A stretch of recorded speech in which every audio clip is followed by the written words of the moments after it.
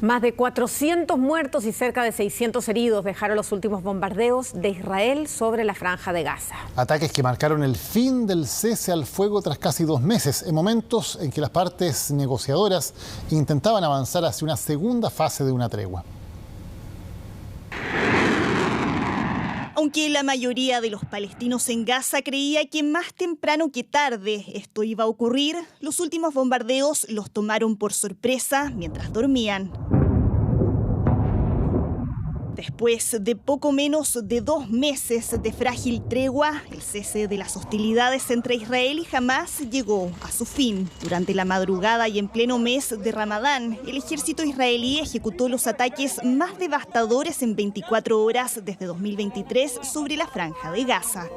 Nos despertamos con el sonido de los ataques. Israel lanzó un misil cerca nuestro. Miramos alrededor y vimos fuego. Mientras corríamos a ver qué pasó, encontramos que un segundo misil se había disparado. Las carpas se incendiaron, las mujeres comenzaron a gritar y los niños estaban aterrorizados. Hamás acusa a Israel de romper la tregua al no avanzar hacia la segunda fase, que llevaría a un cese al fuego permanente y al regreso de los rehenes a cambio de prisioneros palestinos.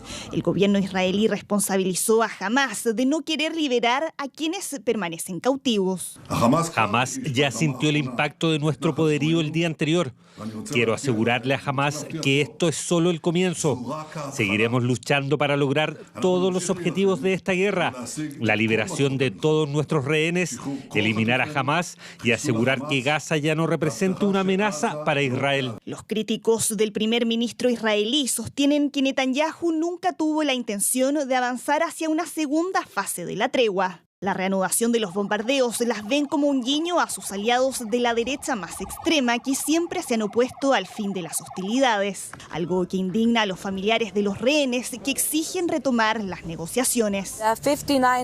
Hay 59 rehenes atrapados en Gaza viviendo horrores impensados, con hambre, torturados, encadenados. Están esforzándose para sobrevivir.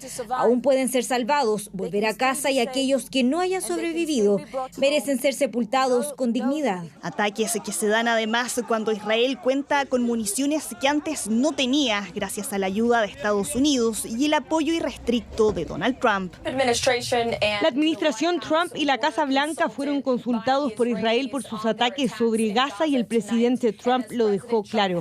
Jamás los hutíes, Irán, todos los que buscan aterrorizar a Israel y a Estados Unidos van a ver el precio a pagar. Se va a desatar el infierno. Con los bombardeos, la Franja de Gaza vuelve a ser testigo de desplazamientos forzosos, con las consecuencias humanitarias sobre un territorio que ha visto la muerte de al menos 48.000 personas. Estamos horrorizados con los últimos ataques aéreos sobre Gaza, que mataron a cientos de personas, según las autoridades de la Franja. Después de 18 meses de violencia, hemos dejado claro que no hay salida militar para esta crisis. El único camino es un acuerdo político en línea con la ley internacional. Las partes mediadoras siguen haciendo lo imposible para lograr un acuerdo que ponga fin a los últimos ataques. Y aun cuando intentan lograr avances en la tregua, la región y el mundo teme que esto pueda ser solo el comienzo de una ofensiva más amplia. Y esta tarde un bus Red chocó contra un paradero en el que había personas esperando la locomoción colectiva. Esto ocurrió en la comuna de Lo Barnechea, y la máquina, como pueden ver, pasó primero a llevar el techo del paradero, que está ubicado en la intersección de Camino Los Trapenses con Boulevard Los Pájaros Norte. Según la información que entregó la municipalidad, al menos una persona resultó herida. El mismo chofer de la máquina la auxilió y la trasladó hasta un recinto médico. Sin embargo, una vez que el chofer dejó a la persona lesionada en el centro asistencial, se habría dado a la fuga. Escuchemos lo que dice el alcalde de Lo Barnechea, Felipe Alessandri. Nosotros como municipalidad vamos a preocuparnos de la víctima, vamos a hacer un catastro de otros lesionados que podrían haber, vamos a poner un abogado a disposición, pero esto nos lleva a reflexionar. ¿Cuál es el estado de salud de los conductores del Transantiago? Tenemos que abogar porque quienes nos conducen finalmente estén en óptimas condiciones, porque aquí no hay una razón aparente para que este conductor haya perdido el control de su bus. Luego de 1 hora y media de conversación telefónica entre Donald Trump y Vladimir Putin, Rusia anunció que aceptaba un alto al fuego limitado por 30 días. Sin embargo, la tregua solo se aplica a centrales energéticas e infraestructura esencial. Ucrania reaccionó con escepticismo.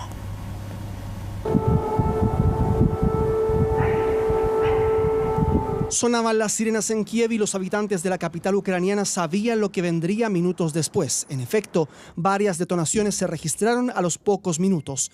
Poco tiempo había pasado desde que la Casa Blanca y el Kremlin anunciaran los resultados de la conversación telefónica que sostuvieron Donald Trump y Vladimir Putin. Aproximadamente a las 17 horas de Moscú, 10 horas de Washington, comenzó la conversación telefónica.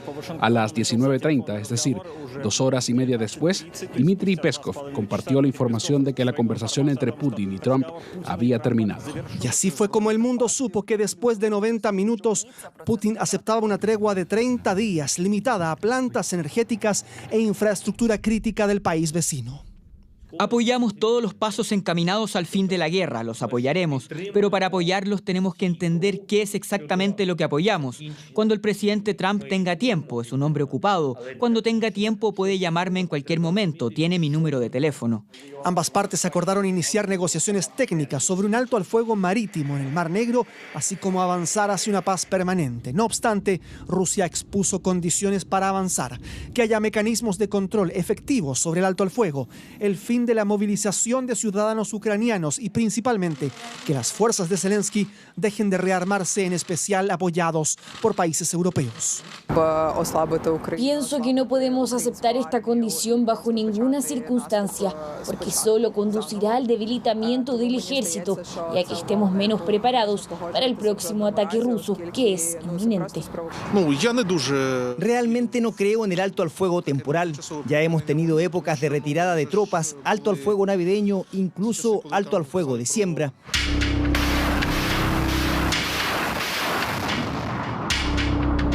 Si Rusia está dispuesto a sentarse eventualmente a esta negociación, no es, o no tiene, más bien dicho, una posición militar y estratégica absolutamente dominante. Dentro de los alcances del acuerdo también habrá un intercambio de 175 prisioneros de guerra de cada bando y la liberación de 23 soldados ucranianos gravemente heridos. Es muy humanitario, siempre un cese del fuego implica devolución de prisioneros, por cierto, y también una zona de paz, una zona desmilitarizada. ¿Será finalmente el resultado de esta conversación entre Putin y Trump el primer paso hacia una paz duradera? Somos escépticos cuando se trata de confiar en los rusos. No hay confianza en Putin. Por eso digo que tenemos que entender cómo funcionará técnicamente para que no dependa solo de su deseo.